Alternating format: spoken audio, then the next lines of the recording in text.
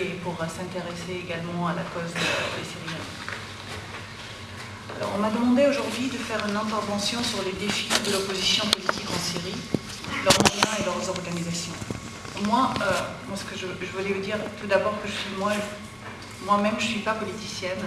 Moi, je fais partie de tous ces jeunes en fait, qui commençaient à s'intéresser à la politique dès le début, en se posant la question tout au début du printemps arabe et si ça arrive en Syrie. Je voudrais juste vous présenter un petit peu ma vision, comment on a pu s'intégrer à ces questions politiques, humanitaires et sociales dès le début, et ça fait maintenant presque 8 mois. Tous ces partis politiques, ils essayent de gratter quelques changements par-ci par-là, de soi-disant réformes que, par l'absence de l'application de lois, ont complètement passé inaperçues ou oubliées au fond du tiroir. Et ça a continué comme ça, même avec l'arrivée au pouvoir du fils de Al-Assad, qui a continué la politique sans père et a renforcé ce contrôle. Même la partie basse lui-même, qui est au pouvoir aujourd'hui, il semble oublier ses propres objectifs, ceux de la liberté, unité et société. Ceux qui ont résisté dans le passé ont été soit emprisonnés, torturés, harcelés, obligés de quitter le pays ou se réduits en silence tout simplement. La situation telle que je vois aujourd'hui en Syrie, nous nous trouvons dans une situation où il y a de la révolution, de la résistance. Le peuple qui se bat chaque jour pour sa liberté se donne des sacrifices, s'organise, se coordonne, parle, dialogue contre un régime tyrannique qui tout simplement tue. Qui pendant 40 ans n'a pas arrêté de tuer même l'espoir de vivre correctement dans un pays où se respectent nos droits, le droit de vivre. Ce régime, je vous rappelle, dès les premiers jours, a tiré des balles réelles sur les manifestations sans aucun scrupule. Dès les premiers jours de mouvement en Syrie, et avec les premières crises, on sentait le changement qui arrive. Pour tous les Syriens, ce changement inespéré, qu'on n'a même pas osé en parler avant, en se cachant derrière des phrases telles « la Syrie est différente, ça ne nous arrivera jamais ». Et d'ailleurs, non, la Syrie n'est pas différente. L'opposition syrienne, dès le début, commence à prendre force. Les opposants eux-mêmes, qui pendant 11 ans essayaient de rassembler des cinquantaines de personnes pour contester quelque chose, se sont trouvés parmi des milliers qui sortent chaque jour pour réclamer une seule chose, la liberté. Le mouvement de la rue a touché la société syrienne au plus profond d'elle-même. On parle politique, on vit en suivant les infos, les manifestations, les discours à la télé des opposants politiques qu'on ne connaissait pas auparavant. Et si on adhère, on descend dans la rue et on crie forte « justice et liberté ». Nous parlons de notre constitution. Moi-même, j'ai participé à des groupes, à des ateliers pour l'étudier, discuter de ce qui ne va pas dedans. On apprend à dialoguer, et ça, malgré la répression, la poursuite, le déploiement des milices partout et du service de sécurité. Et finalement, l'armée et les chars. L'action politique est devenue aujourd'hui une partie intégrale de la vie des Syriens sous toutes ses formes. Je voudrais juste mettre l'accent sur le changement réel qu'on a pu toucher nous-mêmes, sur des témoignages différents que nous avons tous plus ou moins entendu parler. Tout d'abord, Riaz Matar, par exemple, le jeune activiste de Daraa, 26 ans, qui appartient au mouvement de la non-violence syrien, qui a eu l'idée de distribuer des bouteilles d'eau avec des fleurs au service de sécurité pendant les manifs, pour les empêcher à tirer sur les manifestants et pour leur montrer d'une évidence pure la nature pacifiste du mouvement. Riaz Matar a écrit dans son testament avant d'aller manifester « Ne pensez pas qu'ils m'ont eu avec leurs balles. Non, j'ai gagné ma cause chaque moment que je sors.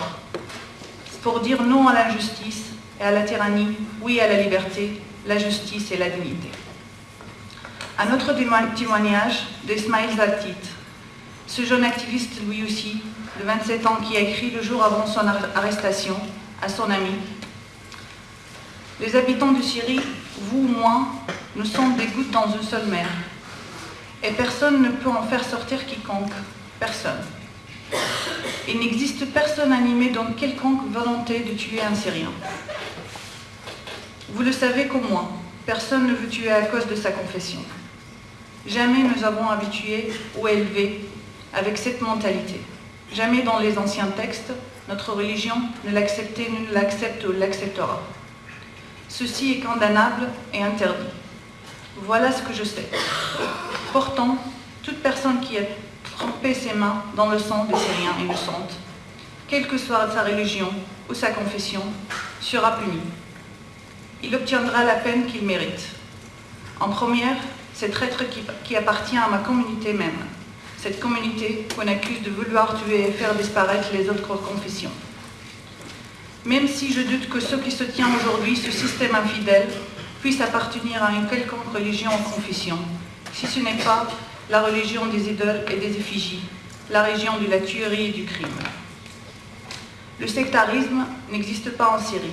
Certes, en Syrie comme partout ailleurs dans le monde, existent des gens qui prennent cette idéologie de haine envers l'autre différent. Ce n'est pas nouveau, mais la majorité à laquelle nous appartenons est au-dessus de ces accusations fausses et ridicules. Et je vous le dis et je le répète encore, votre esprit ouvert et cultivé est une valeur ajoutée pour quiconque appartient à votre communauté. J'espère pour vous, le moment viendra d'ouvrir les yeux et de voir que nous nous respectons mutuellement, frères de toute confession unis, main dans la main, contre l'injustice, l'oppression, la répression et la tyrannie, et non les uns contre les autres. Esmaïl Zartit et Riaz Matar a été morte sous la torture dans les prisons syriennes. Hier même, en parlant avec les activistes en Syrie, on a parlé d'un sujet qu'on n'en parle pas assez. En fait, tous ces Syriens qui sont réfugiés en fait, à l'extérieur de la Syrie, et encore, il y a tous ces réfugiés qui sont partis de chez eux, qui s'étaient réfugiés à l'intérieur. Il y a 15 familles de la banlieue de Sakba et autres 30 familles de la banlieue de Homs qui se sont réfugiées aujourd'hui chez les familles d'un autre banlieue de Damas, comme Douma et Daria et d'autres. Ces gens-là, ils partagent tout, le pain, le vêtement, leurs ressources. Ils en ont même en manque total de ça. Tous mes amis activistes là-bas travaillent jour et nuit pour les fournir les simples moyens pour vivre chaque jour.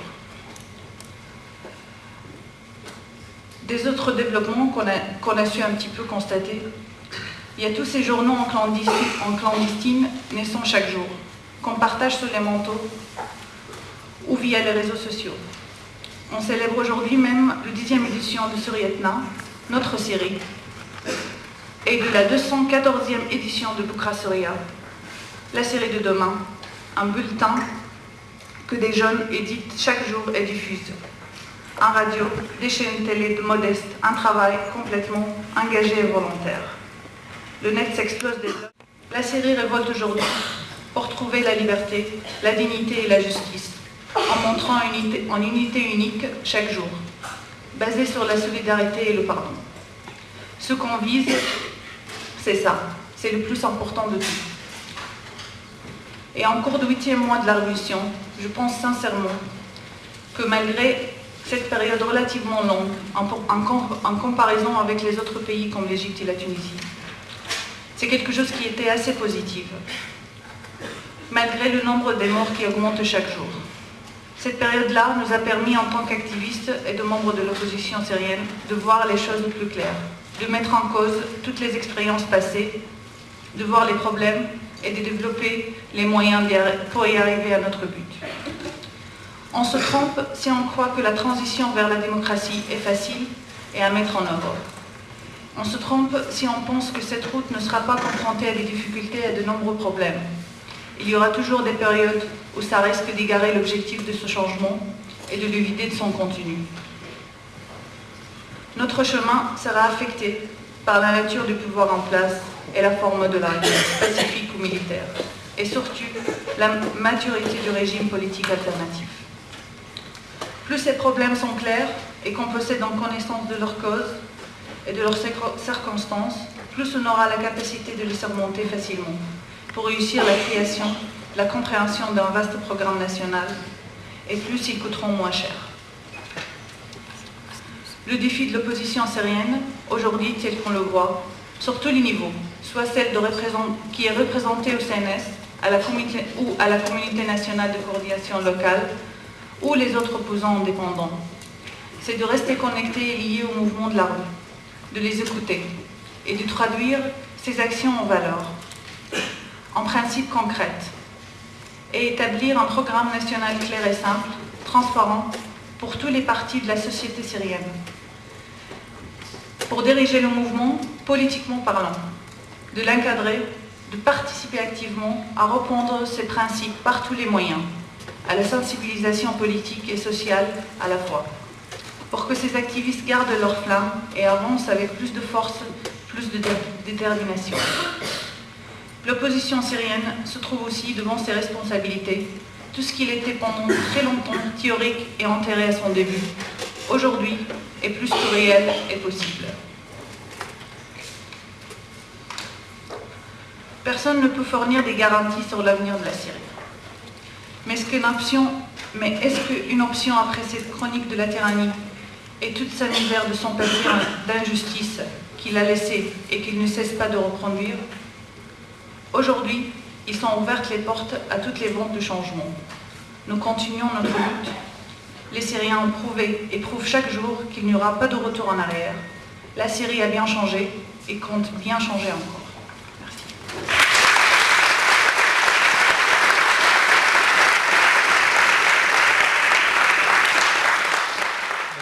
Je ne pourrais pas vivre dans un pays où je n'ai pas le droit de m'exprimer et d'exprimer clairement, librement mes opinions. C'est la première chose qui nous a poussé à se révolter. Le problème, comme on dit en arabe, ça fait une seule main ne peut pas applaudir. On a besoin de deux. Maintenant, quand on a vu la révolution en Tunisie, en 23 jours, Ben Ali dégage, puis en Égypte, en 18 jours, ça a marché, on s'est dit pourquoi pas nous. J'étais parti en Syrie au mois de mars. Je suis rentré le 11, on espérait, et c'est pour ça actuellement c'est une grande responsabilité parce que je considère que j'étais parmi ceux qui demandaient à tous ces amis, qui leur donnaient des promesses que nous, on peut réussir. Les autres ont réussi, pourquoi pas nous? Mais ce qu'on s'y attendait pas du tout, ce que ça dure chez nous pendant des longs mois. Nous sommes au 8e mois. Et franchement, je ne sais pas comment on a pu tenir. Donc vraiment, le peuple syrien mérite, malgré tout, d'être salué pour son courage.